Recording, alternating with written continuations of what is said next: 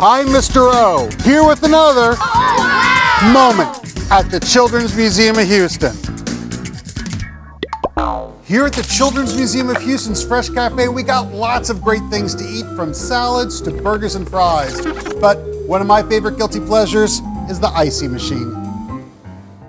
For those not familiar with the icy, it's basically very tiny ice crystals mixed with the flavor syrup, all put together by a special machine. The combination of liquid with the solid ice creates a smooth, slush-like texture. So if you're not able to join us here at the Fresh Cafe for an icy, you can still make a pretty good instant slush at home using, what else? Science, specifically supercooled liquids. Now, while the slush takes only a few seconds to form, it does take a little while to get set up. So let's go get going on this experiment first and then talk about the science. Brain freeze! Let's get this slushy started. Remember, science is fun, but can also be dangerous, so always have a responsible adult helping you. We're gonna make some super cool drinks. For this, you'll need some bottled drinks like water or soda. It helps if you refrigerate them first, but that's not necessary. Rock salt, a thermometer, one that can read freezing temperatures, like my nice digital one, or you can just go buy a really cheap refrigerator one. Ice, of course, and you'll need a container. I happen to like styrofoam containers because they really help insulate and keep the cold inside, but really any container will do, even a large bowl or a bucket. First, place your bottled drinks into the cooler. Then, cover them most of the way in ice. You want to make sure that only the tops of the bottles are visible. Next, add on the rock salt. Don't be stingy with it and make sure to spread it over the surface of the ice. Why rock salt? Well, we talked about this earlier in a prior Oh Wow moment I screamed for, but we use it for freezing point depression. That means that if we combine rock salt and ice, the temperature drops well below that of the freezing point of water, which is what we need to supercool our waters and sodas. Finally, insert your thermometer into the ice. So now we wait until the temperature reads 17 degrees Fahrenheit or -8 degrees Celsius. Until then, keep an eye on things, add more ice and rock salt as needed. Since this can take a while, let's go talk some more supercooled science. Water, like all matter in the universe, is made up of very tiny particles, so small we can't even see them, called molecules. Imagine that the blue beads in this water bottle are water molecules. When in a liquid state, like water at room temperature, the molecules are all moving around. The more heat energy they have, the more they move.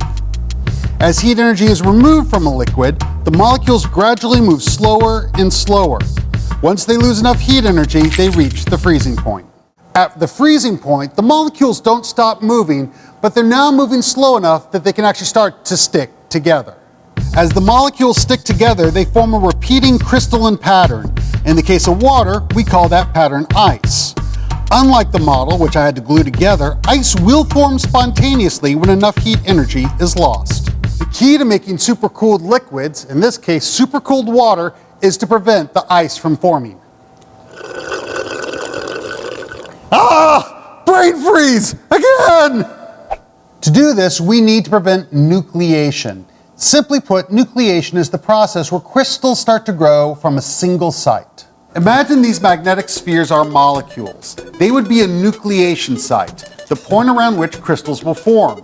As more molecules move around and bounce into them, they're added to the pattern of molecules. Now, these magnets don't form a very good pattern, but in reality, the molecules form a pattern that grows and forms into a solid. In the case of water, that's ice crystals. Nucleation can form around impurities if the molecules are jarred into lining up, or spontaneously if enough heat energy is lost. So to avoid that, we're going to slowly lower the temperature. We're going to keep it there for a limited period of time, and we're using pure water to avoid impurities. Now, we'll talk about sodas more in a minute, but for right now, it looks like our temperature has reached 16 degrees Fahrenheit, about a degree lower than we wanted. Honestly, it's good about 2 degrees above or below that 17 degree mark. It'll be fine. So we're going to go ahead and set our timer for 10 minutes. And that's time. So the rest of this procedure is very straightforward. First, carefully take the bottle of water out of the cooler and hit it against the counter. That jarring of the water starts the nucleation process. You can see how the ice crystals form at the top of the water where it splashed the most, then slowly continues down to the bottom. But here's what's interesting. The ice isn't solid. It's a slush. That's because the crystal formation releases some energy, heating up some of the water so it doesn't all freeze. So we end up with ice crystals suspended in water, a slush. So what about soda?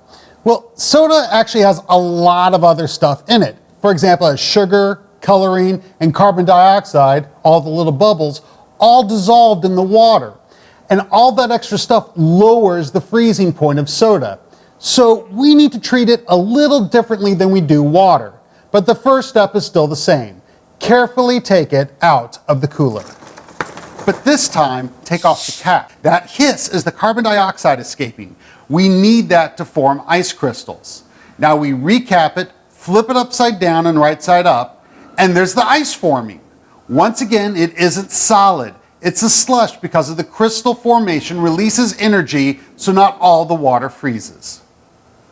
Now, this is not nearly as easy as we just made this look. We had a lot of trial and error. We pulled out water too soon and it didn't freeze, or we pulled it out and it was already frozen, or we even jarred it on the way out and it froze. So don't feel bad if it takes you a few tries to get this going. If you go online, you'll see a lot of videos on YouTube that show people doing this in their freezer, and that's fine.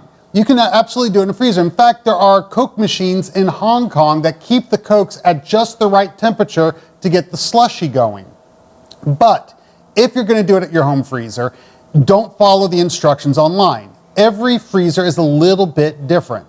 So we suggest experimenting first with water, because if your soda freezes inside your freezer, that bottle could rupture and make a huge mess. But once you got it right, enjoy. Why can't I learn my lesson? This has been another Oh Wow moment from the Children's Museum of Houston. We hope your mind can come out to play.